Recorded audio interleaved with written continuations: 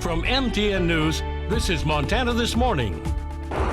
A spring-winter storm has made travel conditions difficult and dumped as much as 3 feet of snow in parts of Jefferson County. And a tiny piece of technology could be a life changer for those who have suffered a stroke. We have a look at that research coming up as well. Meantime, it is 6:31 on this blue morning there in the mining city.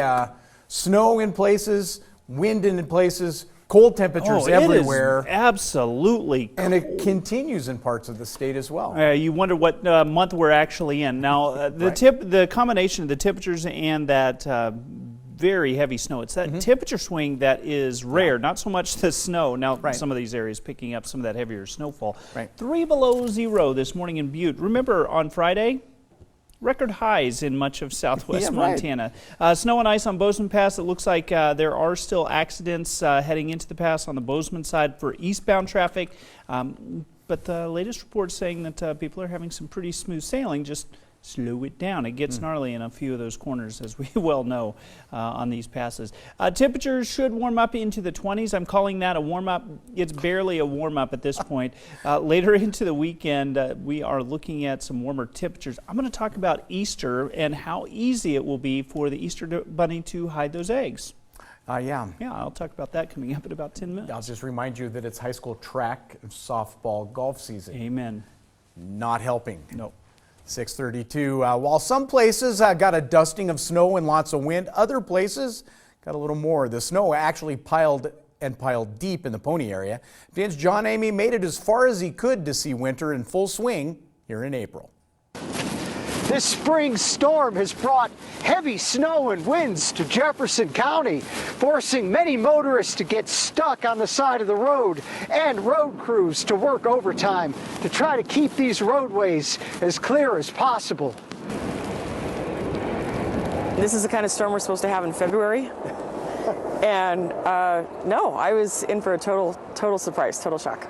Like many motorists caught in the storm that started Monday evening, Gretchen Ressler got stuck in the snow on the pass at Cardwell. It just slid right off the road and into the ditch, and the snow was horizontal. I mean, it was pitch black, and all I could see was snow, so I had to leave the car there overnight. Experienced truckers were also surprised by this storm. This one is a good one. This one's going to be, we'll remember this one for a long time. Out here on Highway 359 south of Cardwell, they're dealing with deep and blowing snow across this roadway, which is causing a lot of trouble, especially for truckers like that one ahead of me, who's been stuck. March, April, them are bad driving months, Yeah. I've always said, if they could take those 2 months out of the year for driving, it would make my job a lot easier. In Pony, there were reports of 3 feet of snow. I tried to make my way there, but the roads were impassable. I did manage to speak to a couple from Pony over the phone.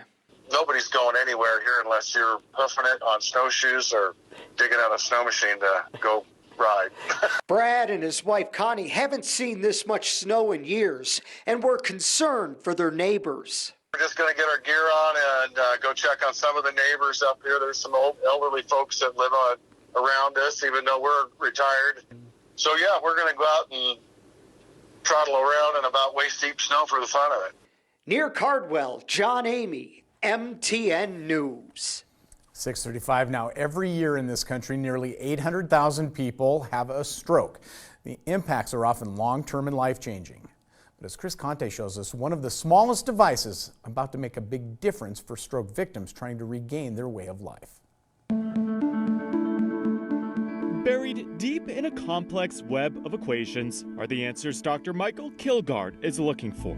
His life's research has been dedicated to helping Americans who have suffered from a stroke. People who receive a diagnosis with a serious neurological or psychiatric disease, it's very unlikely that we'll be able to develop a new curative treatment. And what he showed us recently could change everything for stroke victims. So here's a patient who's receiving vagus nerve stimulation while practicing scooping beans into a cup. For years, doctors have relied on this fairly large stimulator device. It's implanted near the neck of a stroke victim and helps stimulate the vagus nerve, which tells the brain to do everything from gripping a fork to walking. This is a stroke victim who's doing physical therapy. He's lifting his arm or putting his arm behind his back. Now, though, this team at UT Dallas has received approval to move forward with clinical trials for this much smaller Restore device. Our goal is to eventually understand the brain and spinal cord enough so that we can go in and actually rechange the circuit so that the things that are happening that shouldn't be happening stop. During physical therapy sessions, patients wear a small necklace, which communicates to the Restore device in their neck and then tells the vagus nerve and brain to go beyond what stroke victims may be limited to, moving an arm higher or telling a hand to grip harder. Most people can't even feel it, so this is happening subconscious to them. The patients we're looking at 2, 3, 5, 7 years out from their injury, and they are getting better. So this is the pinch device, and we use it to measure the pinch force. Rob Renneker is also on the team here. As a former Marine, he's focused on his fellow veterans. We would see these guys coming back injured. This device is also helping servicemen and women suffering from PTSD. 22 veterans every day commit suicide, so for them it's life-changing. Unlike the old vagus nerve stimulator made by hand, this tiny chip can be mass-produced by the thousands, decreasing costs and increasing access to countless more patients. Our device, it makes it so much simpler. You just put it in, you forget about it, and you're done. For now, this team will continue with their clinical trials, hoping that in the near future, this tiny device can make a big difference for stroke victims. Am I going to get somebody 100% better? Probably not, but if I can give them enough where they can get some of that independence and freedom back, then I feel like my life is valuable, and I've done some good things for people. In Dallas, Texas, I'm Chris Conti. Exciting stuff there. 6:38 now. We have an update to a story we brought you a while ago. Riding a bike, a joy for many of us, but not everyone can. Thanks to a little help from some friends, a 7-year-old with some special medical challenges can now experience that joy. With our Positively Montana report, here's Kiana Wilson.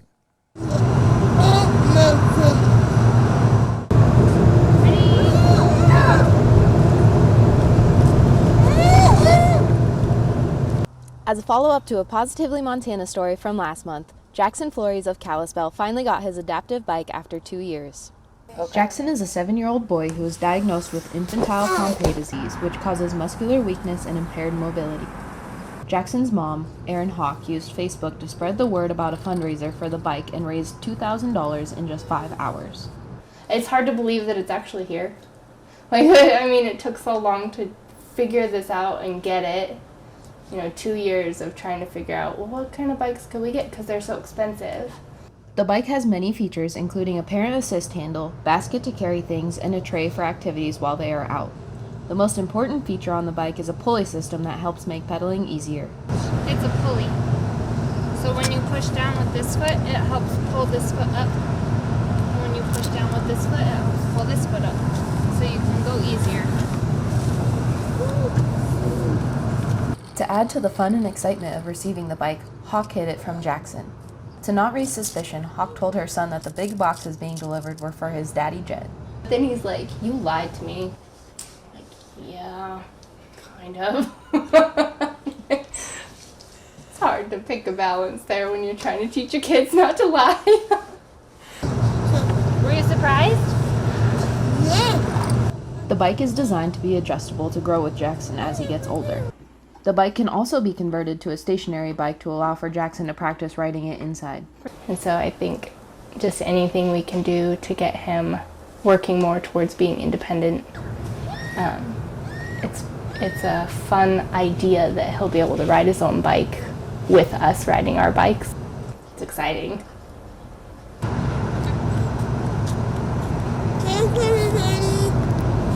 In Kalispell, Kiana Wilson, MTN News. It's the little things. It is. That Game story changer is for just that so family. heartwarming. Love that. Yep. I love that. It's That good is all the way around. Positively Montana for today. Unlike our weather, not so positive. It is in the mountains. That snow that we had will definitely be a help. Yeah. we don't need it on the highways. Right and our temperatures in some cases on the negative side. So that it is really tough. We are seeing better conditions on Bozeman Pass. Now you're going to have some slick spots out there. You're going to want to slow it down. But the accidents seem to have been cleared according to MHP. So that's positive as well.